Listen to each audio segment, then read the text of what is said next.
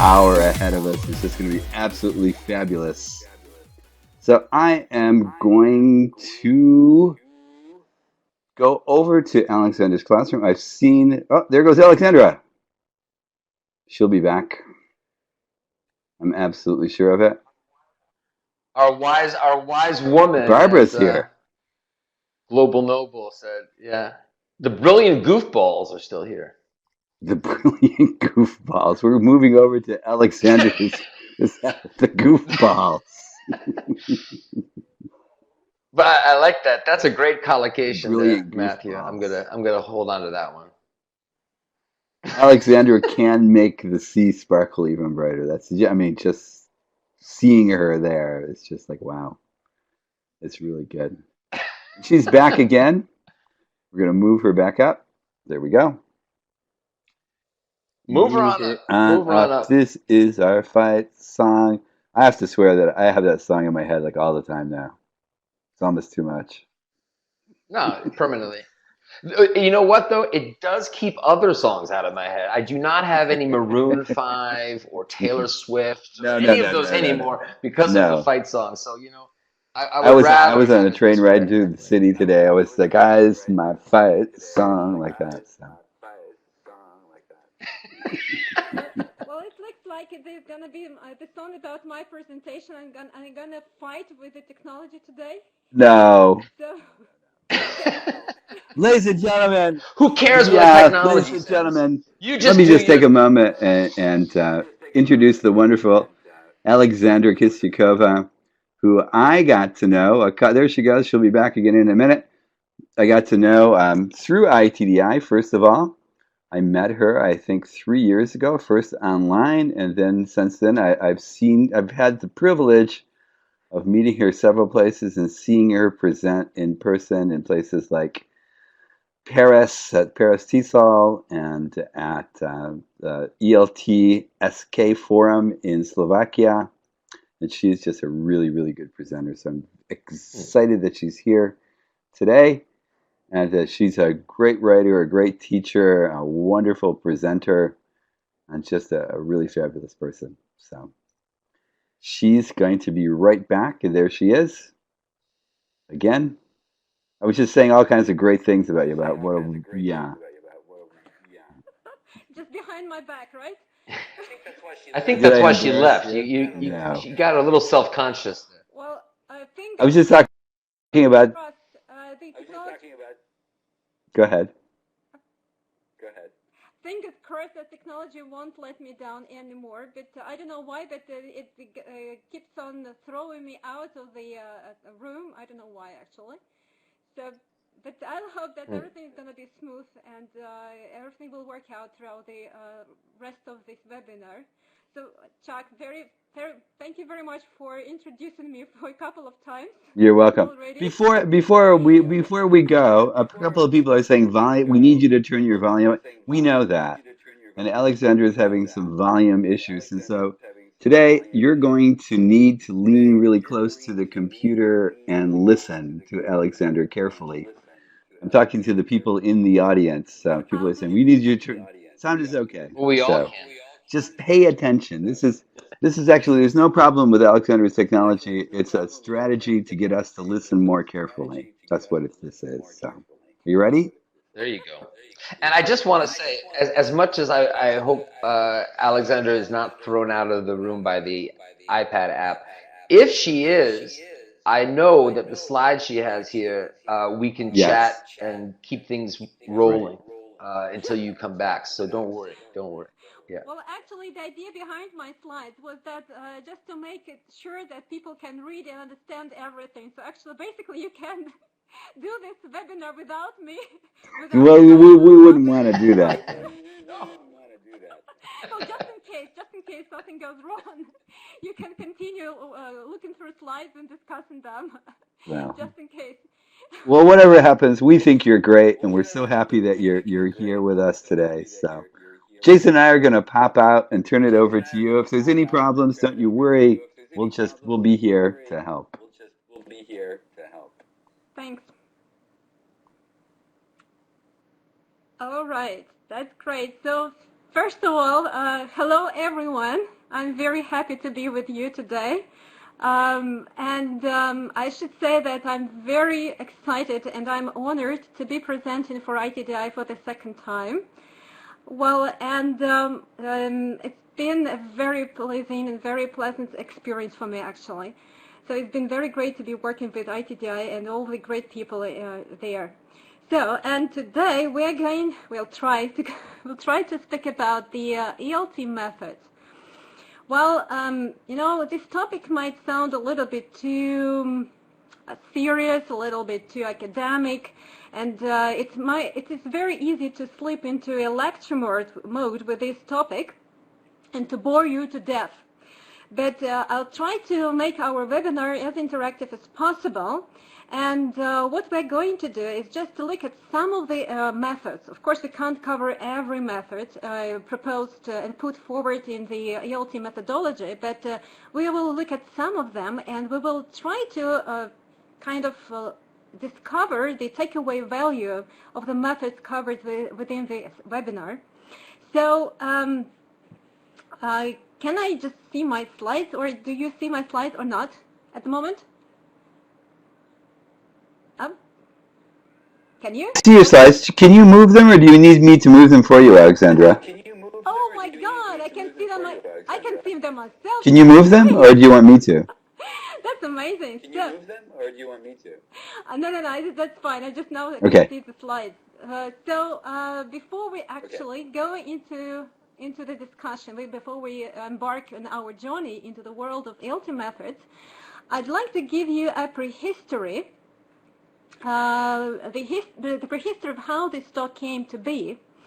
So, first of all, I need to say that I have never ever had any formal pedagogical education. So what I've learned, I learned myself, well, maybe except for 1 month CELTA course, which I did a couple of years ago. But when I graduated from the Faculty of Foreign Languages, where I was learning English, but not how to teach it, I started to teach straight away. And of course, I was in the deep end. I didn't know what to do. I didn't know how to teach it. So the most natural thing for me was just to copy what my teachers did and to teach my students the way I was taught. But still, I felt very doubtful. I felt very insecure in my new profession, and I found that I really need to learn more about how to teach the languages. So what I did was my individual teacher development. I attended some webinars, seminars, conferences. I did some peer observation. And I should say that it was one of the pivotal moments in my teaching career, because I learned an enormous amount of things from peer observation. And of course, I decided to read some specialized literature, because I just needed some information how to do proper teaching. And among the books I bought was this one. Can you see it? I don't know, actually, but this is actually the book. Perhaps you know this book. It is the book by Jack Richards and Theodore Rogers on approaches and methods in language teaching. So I bought this book, and I actually strongly recommend this book, because if you haven't read it, go grab a copy and read it, because it gives a fantastic, detailed overview of the history of ELT methods. So, but many years ago, I bought this book, and as is always the case, I didn't have time to actually open it and read it. So I put it on the shelf, and there it was until quite recently. So, but quite recently, or maybe a couple of years ago, I would say, a student of mine, who is an adult and who is a teacher himself, but he is a teacher of economics. So he asked, we were talking about something, I don't remember actually what, and just in the middle of a conversation, he told me in a kind of pensive mood the following. He said, you know, Alexandra, it would be very interesting to talk with you about the methods you use in your teaching. Bam!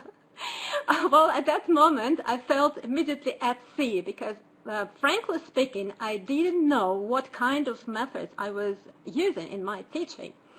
But thank God, that question wasn't a real question. It was just a suggestion. So, but it was a strong incentive for me to go back home, to take that book from the shelf, dust it off, and start reading. And that's what I did, actually. And I should say that I gained a lot from reading, from learning about the ELT methods, because what I gained was the better understanding of what I'm doing. And I discovered really fruitful, really useful ideas that had been put forward many years ago and have been in use for many years before I started teaching.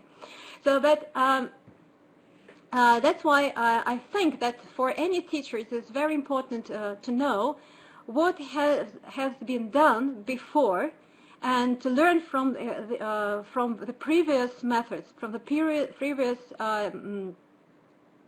approaches.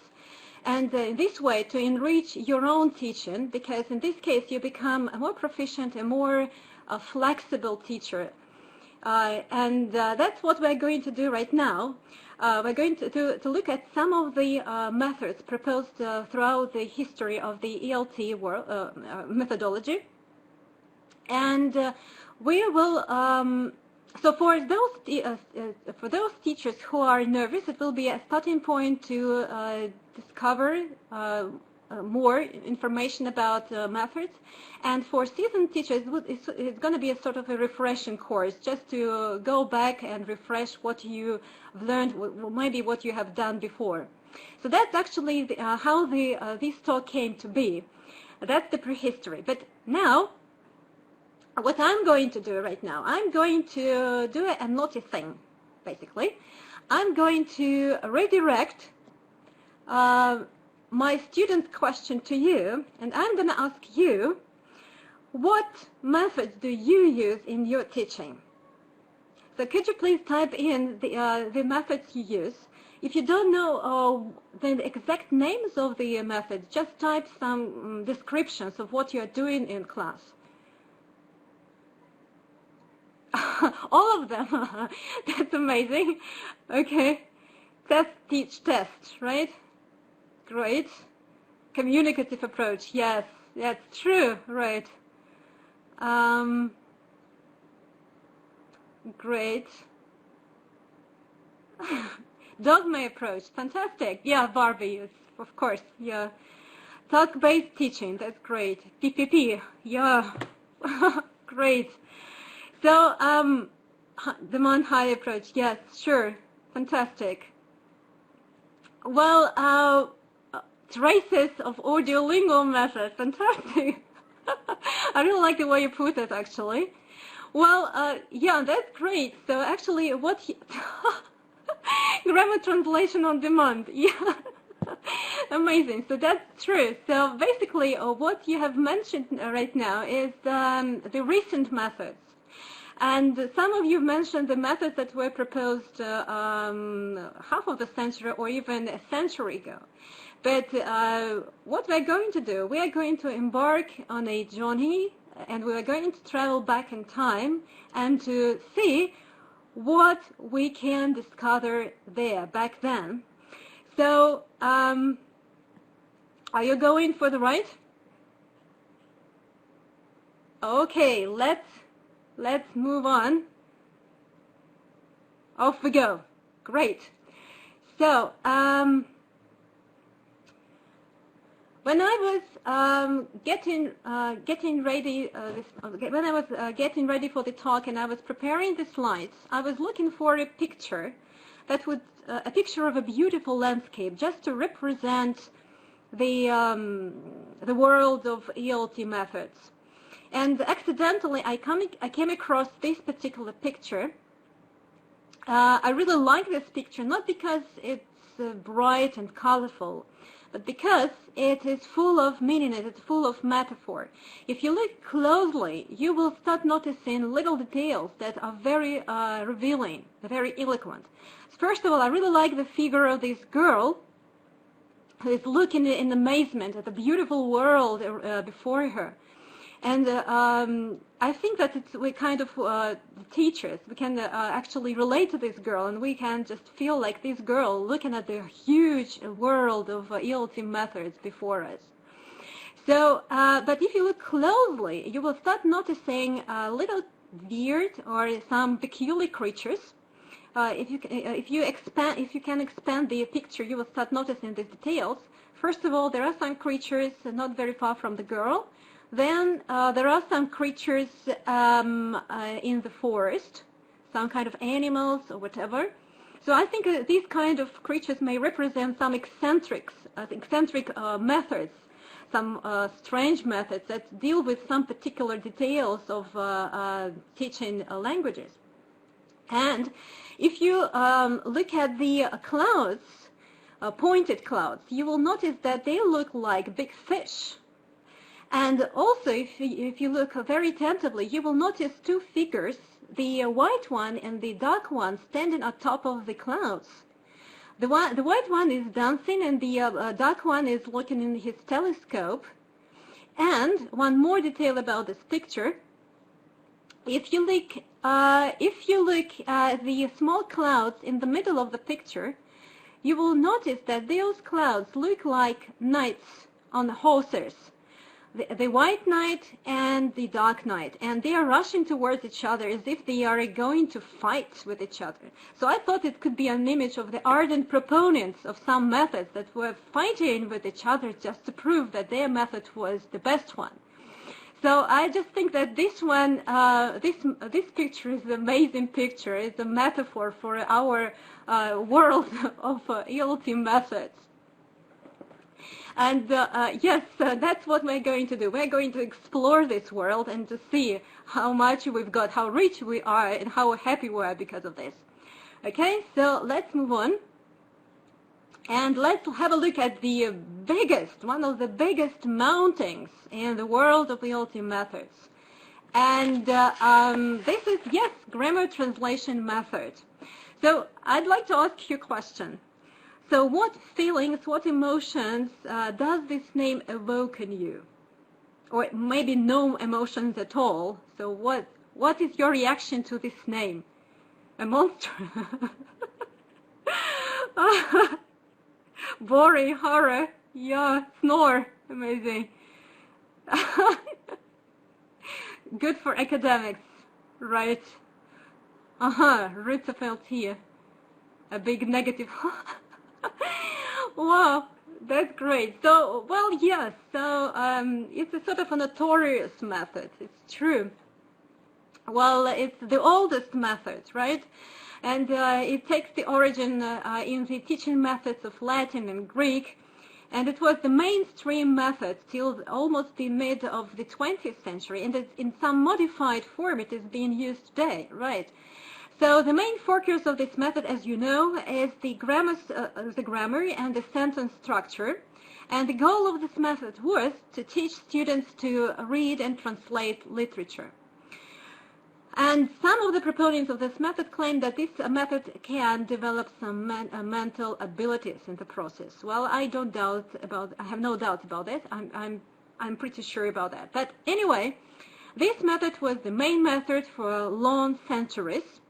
But, and what it used was the deductive teaching. So as you might know, the deductive teaching is when you present the grammar rule first, explicitly to the students, then provide some examples, and then you do exercises with them. So that's the deductive teaching.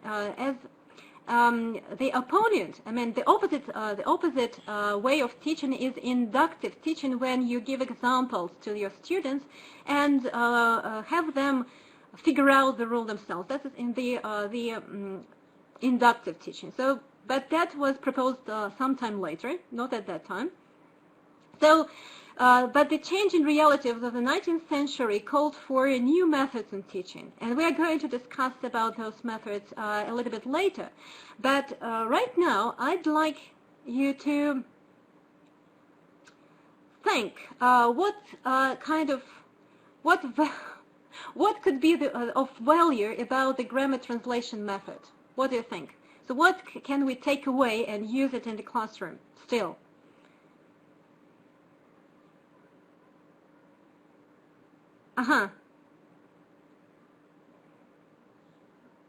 Focus on literacy, focus on the language. True. Identify differences. Yes, that's what I'm going. Useful for L1 too. Absolutely. I can relate to this point. True. Is the fifth skill. True. Compare, guideline. Yeah, thank you very much for your ideas. I totally agree with you. So, for some time in my teaching career, I decided that translation was an obstacle to language fluency, because my students were basically not learning to think in the new language. They were just basically translating from their L1 to L2. So I thought that no translation in my class anymore. So I abandoned translation exercises for a long time. But later on, I discovered that translation has a really big value, and it is very helpful in terms of learning the language. So, and as you have already mentioned, that students discover a new language. They discover the differences, and they see how differently the languages operate, that you cannot translate literally word for word what you want to say in one language into another. You need to come up with another way of expressing your thoughts. And it's very helpful in terms of broadening the mind of the learners, extending the horizons, because they understand that the language is not just a collection of rules and words.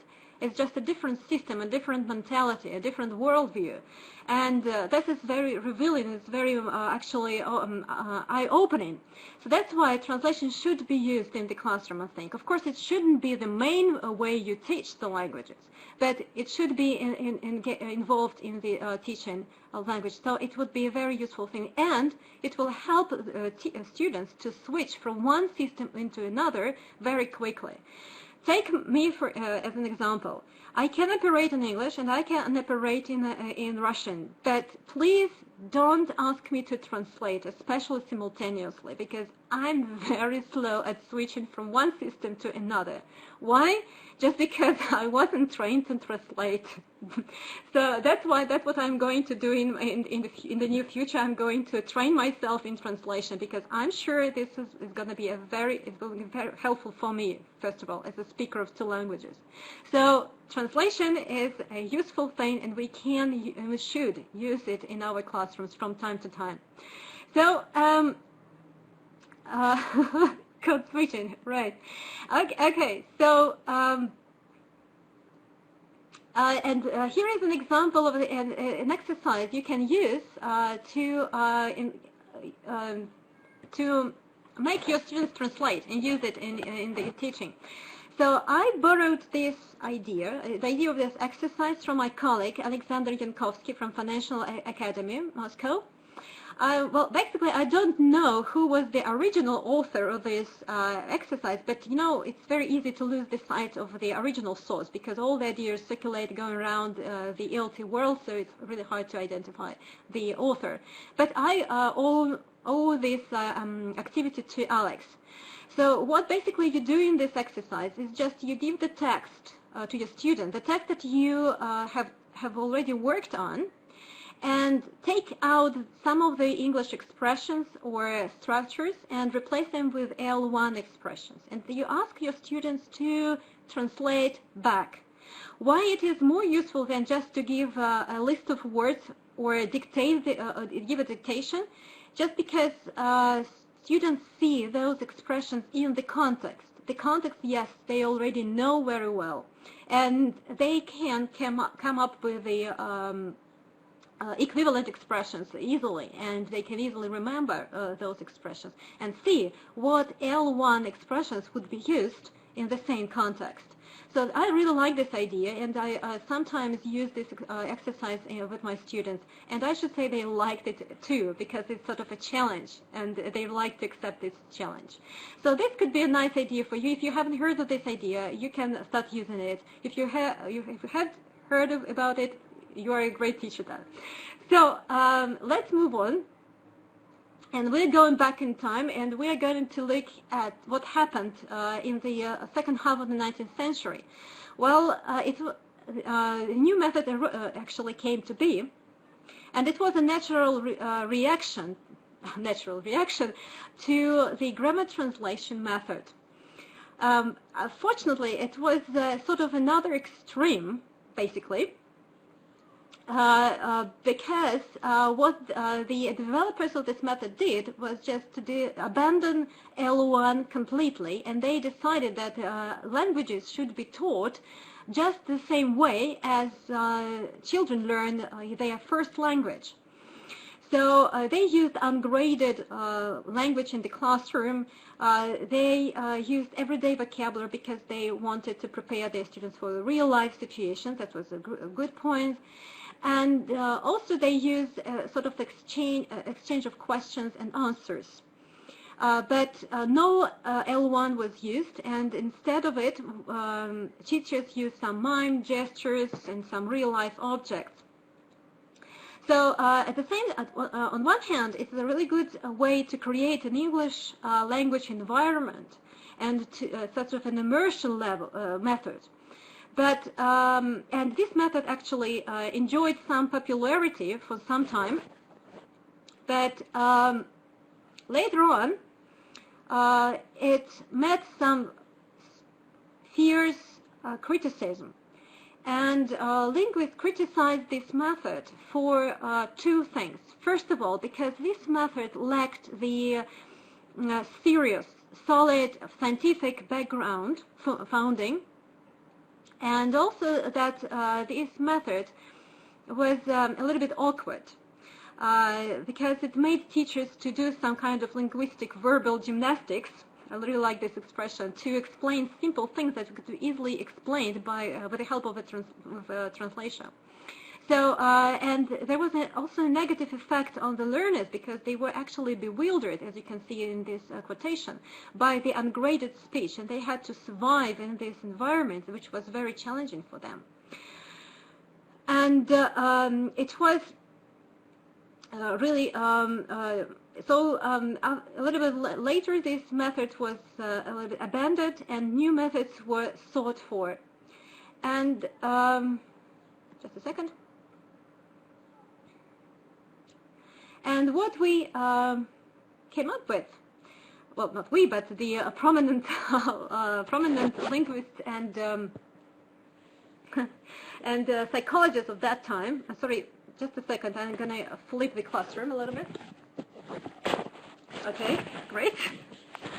So, sorry for that. So what they did, they were looking for the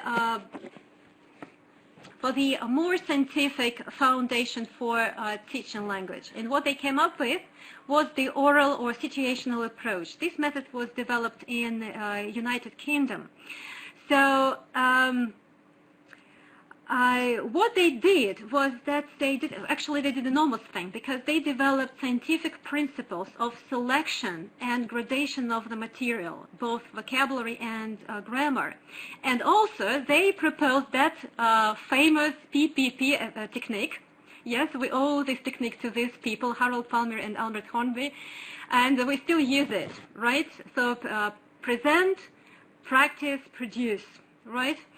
So why was this method called oral? Just because they claimed that what we need to do is just to introduce, present the vocabulary or grammar orally first, and only then proceed to the written form. So what they used as a method of teaching was a lot of oral drills, a lot of memorization of text and dialects. And students were supposed to master oral skills first before they proceed to writing skills. So that was actually the new method, and this method became the mainstream method in teaching languages, and it's still being used in that form. So, sorry.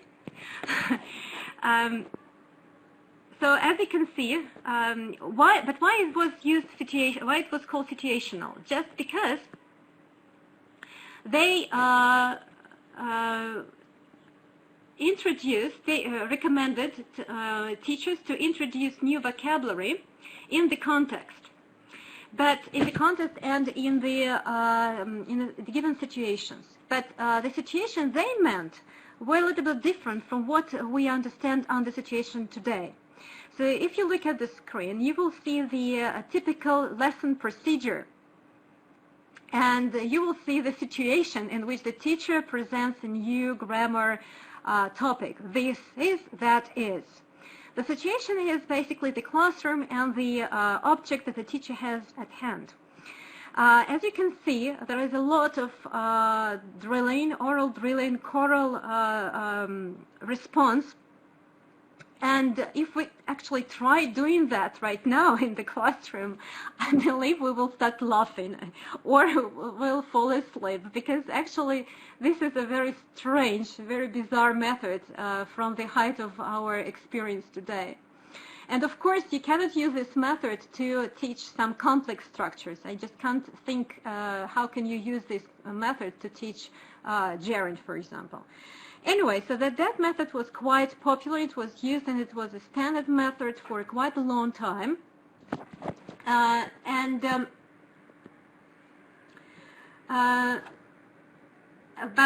almost at the same time, in America, linguists and psychologists developed a similar method, but the historical background was slightly different.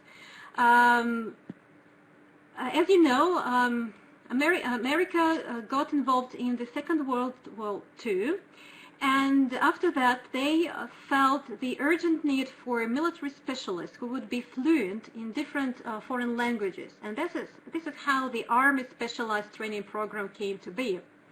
Also, after the war, America saw the growing number of foreign students and immigrants.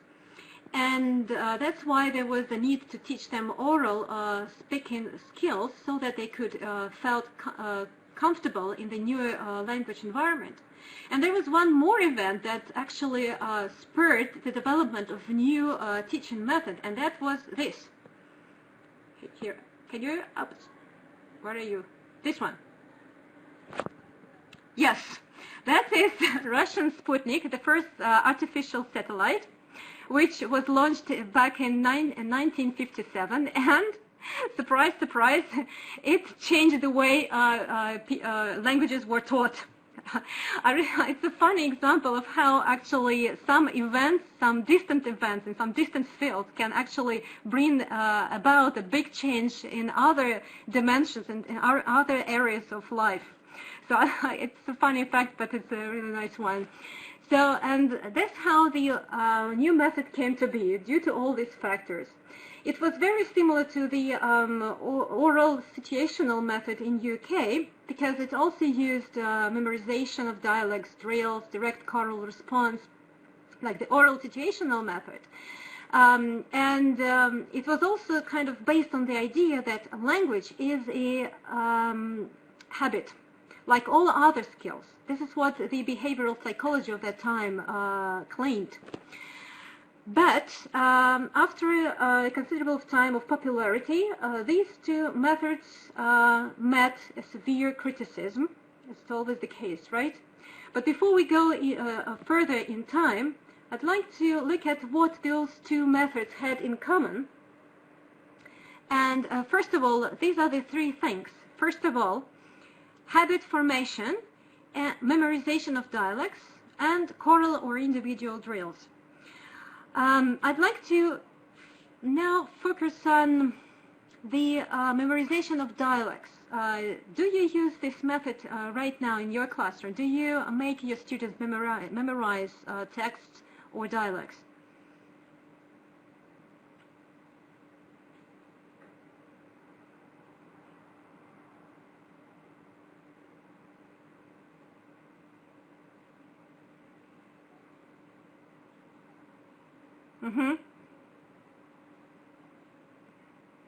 Okay, so you just, Varda, you kind of mix the memorization with the role play, so students don't consider it as memorization. They just think they are acting out. It's true. It's a good way. Okay. All right. Dialects. For role plays. That's right. Yeah, of course. If we just give the dialects or text to memorize, it will be really boring for our students. But the way you use it is a great way out of this. But because basically, I believe that it's a helpful technique. Of course, it couldn't be again used as the main one, as the only one. But we can sometimes use it because it's really helpful when you make your students remember the whole chunks that they can readily use in their speech. And of course, as Victor has just said, that there is no good or bad thing in the method, right, in the classical method. But it depends on your purposes, and that's true. It depends not only on your purposes, but it also depends on your learner and their needs and their learning styles. So sometimes it could be a really good way out to help your student move forward and to feel confident in using languages when they already know some model expressions they can use straight away. And as for the choral drills, do you use them?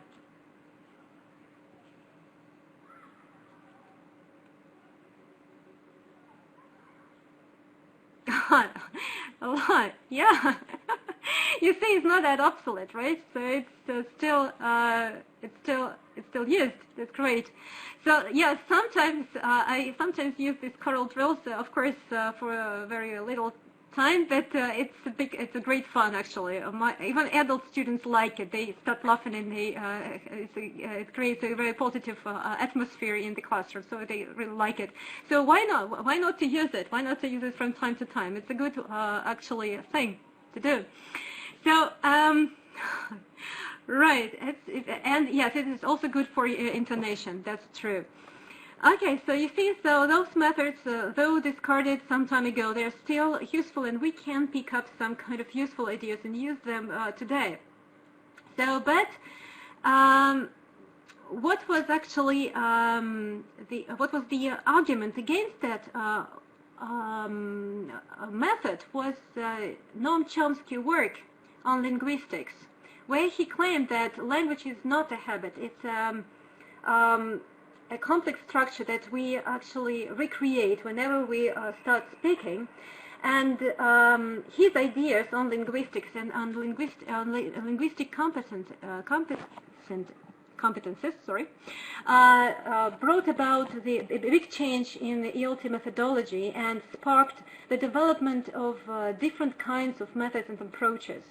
And since 1960s, we have seen a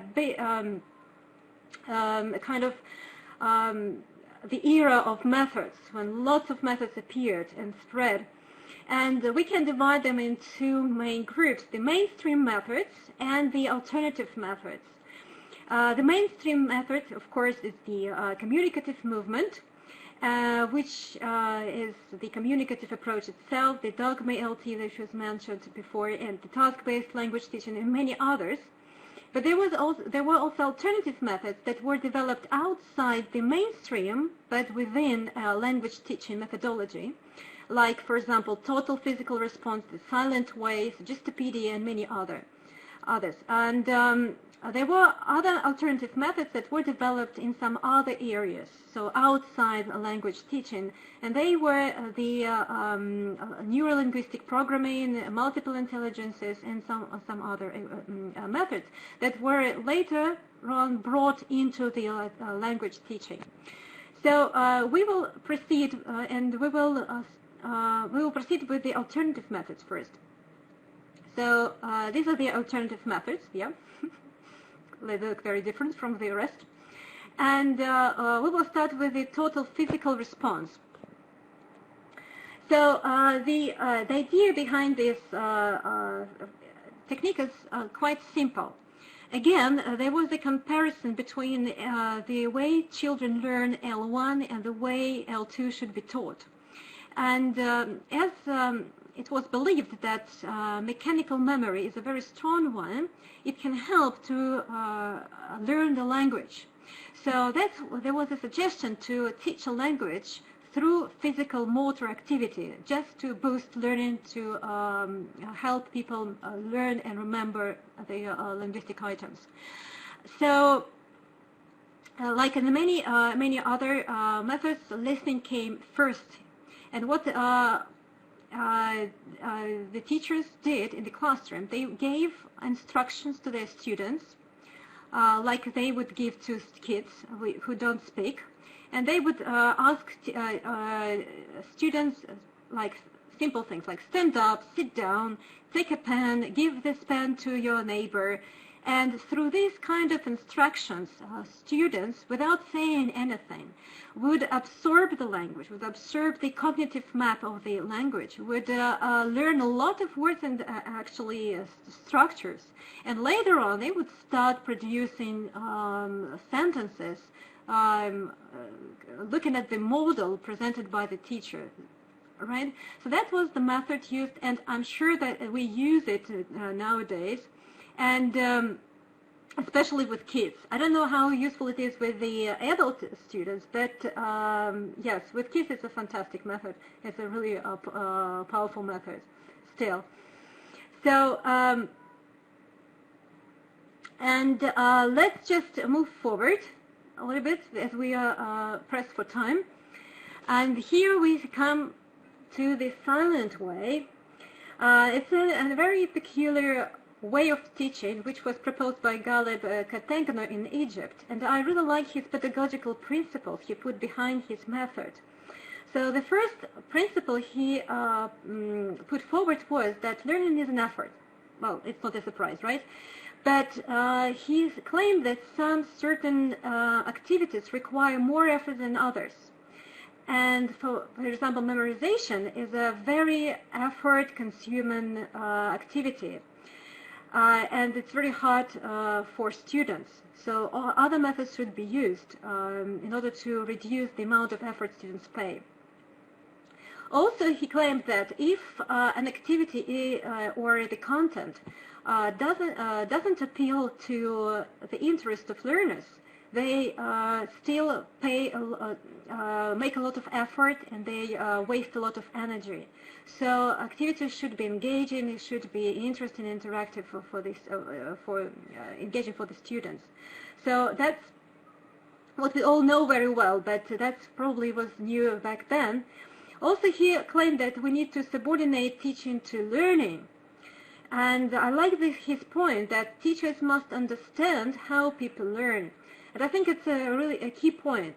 Yes, if we want to be professional in our profession, in our teaching, that's the key point. We really need to understand the way people learn, the processes going on in our brain, and because it will help us to understand the fundamental processes, and will help us to be more flexible and to use the appropriate methods in our teaching. So this is a fundamental thing, and we really need to learn more about, read more about this field. And what else Galeb said? Well, basically, he said that if a teacher is silent, it raises students' awareness. Students start focusing on the material better and more, and that's why he claimed that teachers should stay silent as much as possible. And it's not about reducing teaching talk. No, it's not about this. It's just a method. The teachers should stay silent and use realia or specialized tools to teach structures, to teach vocabulary without saying any word, or just by modeling some expressions and then letting students figure out the rules themselves. How it works? Well, I just can show you with the help of some realia. Okay, I'm going to teach you the some Russian now, using the uses the silent way. Okay, just let me grab this one. So, okay, are you ready? Are you ready for some Russian? Okay, so well, unfortunately, I won't be able to hear you what you say, but let's just try this. Okay, thank you. Okay.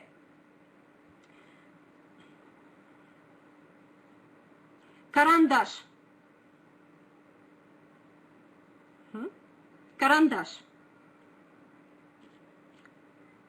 Карандаш. Длинный карандаш. Длинный карандаш.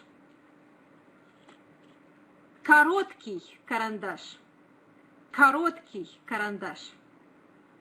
Okay, well, it was just a very simple example, but through this activity, yes, I taught you two words, long and short, a long pencil and a short pencil. So actually, you just look at the thing and you repeat it. What he did else, he introduced grammar structures this way, the word order this way, by using some color roads and so on and so forth. So it was not only used to teach vocabulary, but to teach grammar as well. So an interesting way, but of course, again, we can take some useful ideas from that. And I'd like to show you an example of an exercise. An exercise which I found in Mario Rivanruc's book a long time ago. I don't think that Mario developed, created this activity based on the silent way, but actually this activity goes in line with this method. And what you actually do in this activity is that you write down some words from a story onto the board. You don't say the story to your students. You don't read it. You just write the couple of words from the story, and you ask your students to recreate the whole story by asking you yes or no questions. But your students should write down those questions on the board, and if the question is grammatically correct, you answer this question by nodding your head or by shaking your head, so yes or no. If the question is not grammatically correct, you just kind of show the thumb down, and your students should figure out what the mistake is. And you don't answer this question until the question is correct. So there is a lot of communication between students going on. They talk about the ideas about the story. They talk about the grammar. And they come up with the correct questions. And they see these questions written on the board. So it is a very interesting and very I'd say powerful exercise, and it's very fun too. So, and at the same time, the teacher is silent. The teacher doesn't say anything, but a lot of things going on in the classroom, a lot of learning goes on. And so I think it's a really good exercise. And if you haven't heard of these activities, do use it. And I also recommend this fantastic book by Mario. So, but now let's move on, because we're actually almost run out of time. So unfortunately, I think we have to skip the Suggestopedia, though it is a very interesting methods. Yes, multiple intelligences. Well, I don't think that I need to actually convince you in the necessity to appeal to all the intelligences that every person has. And I'm actually, what the situation reminds me of is this, what Scott said yesterday at the beginning of his talk, that he said that it looks like I'm preaching to the converted. So it looks like it's the same today. So you don't need to be convinced that those methods are useful. You already know that. But anyway. So what is truthful about this method is that, yes, every person has not only logic, and not only one type of intelligence. We've got lots of intelligences. And what we do in the classroom should, all the activities we use should appeal to different types of intelligences. And here you can see a taxonomy of some activities you can use just to make sure that all types of intelligences are activated during your class. So, for example, if you want to appeal to linguistic intelligence, these are the lectures, journal keeping, books, debate, storytelling. If you want to develop interpersonal intelligences, appeal to these skills, you can use individualized projects, some reflective learning, independent student work, and many others. So that's important not to forget to use different types of activities that appeal to different intelligences. Why? Well, just because it makes, it first of all develops the whole person, but on the practical side, down-to-earth side, it develops linguistic skills even better. Okay, let's proceed. Let's rush forward. Neurologic programming. Well, I'm sure that you've heard of it. And the main idea about this particular method is that our words, our thinking is very powerful. And what we think and what we say influences our life and the way we feel about self. So it's important to help our students to create positive images of themselves as confident speakers of English. And by modeling this kind of behavior and these images, we can help them to believe that they can, basically. And I think that Barbara Buitis is going to speak about something like this tomorrow when she's going to be speaking about fake it until it make it.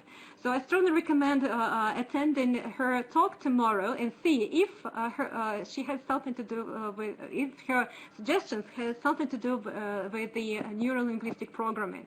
I'm very curious about that, and I definitely will attend Barbara's talk tomorrow. Okay, so let's move on. What's that? Yes, mainstream approaches.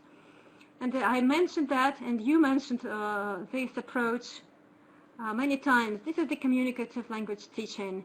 And as you know, the main thing about it is that communication is not only the goal, it's not only the aim of teaching, it's also the way we teach. It's also the method of teaching.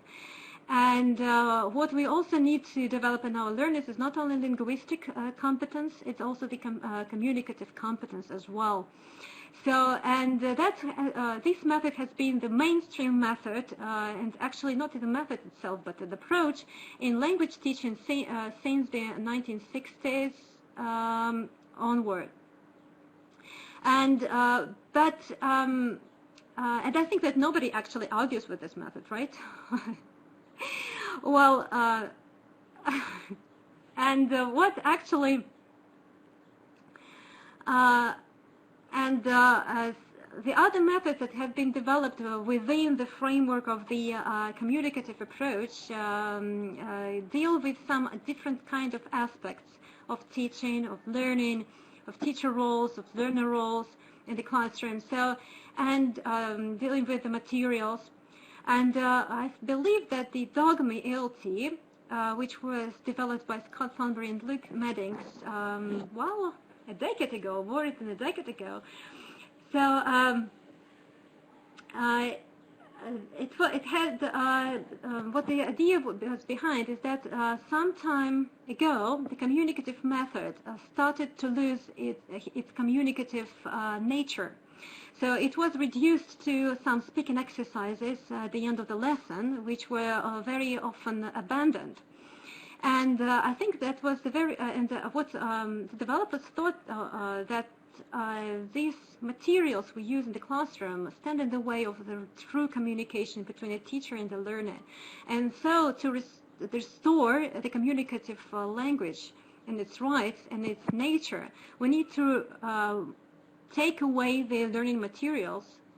We need to just to have a teacher and a student and make them look at each other and start talking.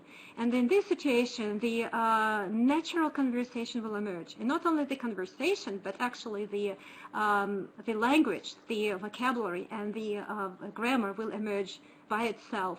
So that is a very powerful method, I think. It's a very liberating method, and it's just like, for me, it's just like breathing, you know. It's a fantastic method, and I like to remind you that Luke himself is going to speak about this method on the 7th of August within the summer intensive, so please don't, so save the date, don't miss it, okay? Will you visit Luke's webinar? Yeah, sure, for sure, right? Okay. And basically, where we are living now, we are living in a post-method era.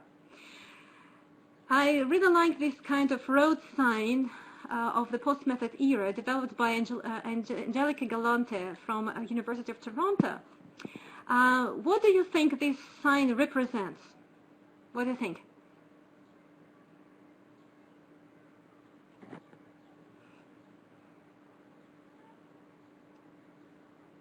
So what do you think this kind of road sign shows?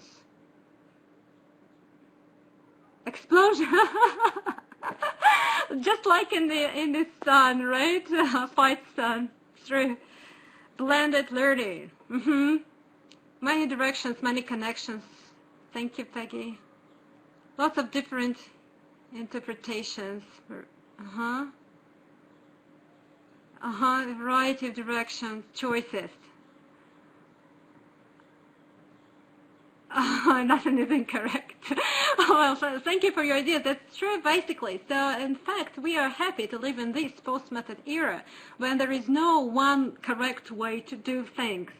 We can actually be flexible. We can be very alert and sensitive to what is going on in the classroom, to our learners, to the environment.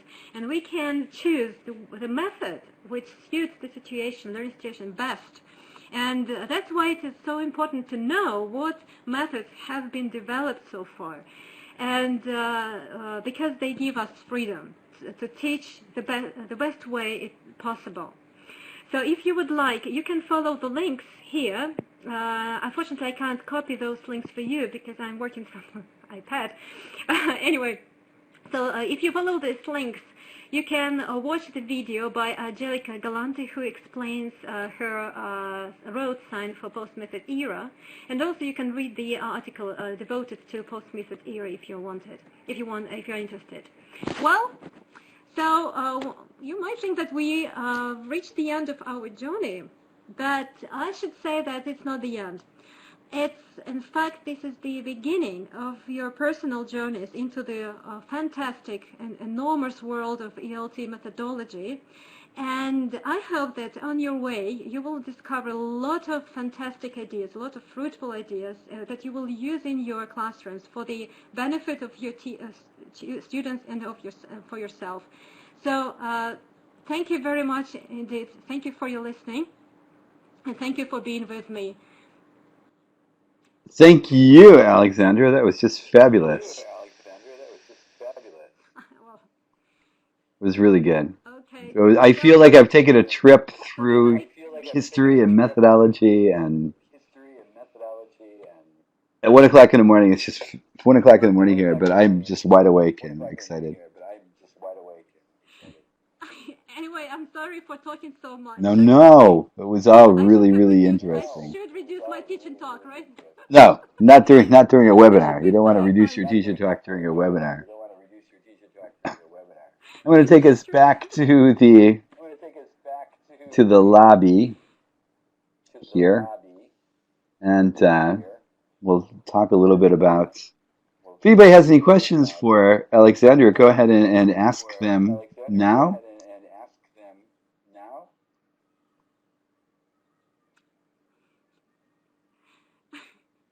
Well, thank you very much for your kind words. I did my best to cover this kind of tedious topic in the best possible way, actually.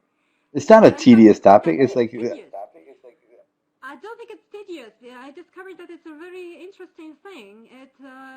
I've learned a lot actually. It was a really interesting read. It was really interesting to find out so many fruitful ideas I didn't know about actually. So it's a really interesting thing. In fact, it's not tedious. It might look tedious, but it's not. No, it's fabulous, and I'm a nerd too, so it was perfect for me. Oh, well, I just probably need to put my some glasses and to It's look a really little really bit good. nerdy. Yeah. Yeah, yeah, those are great. Those are the brand new glasses I saw on Facebook earlier today. Yeah, like a nerdy look. I have new glasses too, by the way. I haven't mentioned them, but I do have new glasses. The same as my old glasses, but they're new. All right. Okay, so basically, So yep. no, keep talking. Go ahead. Uh-huh.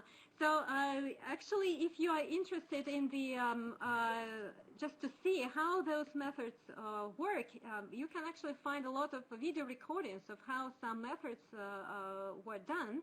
And I found a really interesting recordings, and there is a link in my last slide to some of the recordings of Silent Way, of Suggestopedia, of some other methods. So if you're curious, you just can have a look at the video examples and to see how it works. So it's a really interesting videos. So go ahead. All right. Well, we're checking it out. And you see this fabulous picture down here of Alexandra and Barbie. I think that was at the conference in Slovakia this year, wasn't it, or last year? It was in Slovakia, Bratislava last year. Yep. Where you represented ITDI, both of you. Thank you very Yes. much. And Barbie's going to be here tomorrow for a fabulous presentation, followed by the always wonderful Theodora later in the day. You can check the schedule and find out what times. The slides are available. Yeah, you can't download the slides themselves, but you can see the slides. The recording is going to be available pretty soon.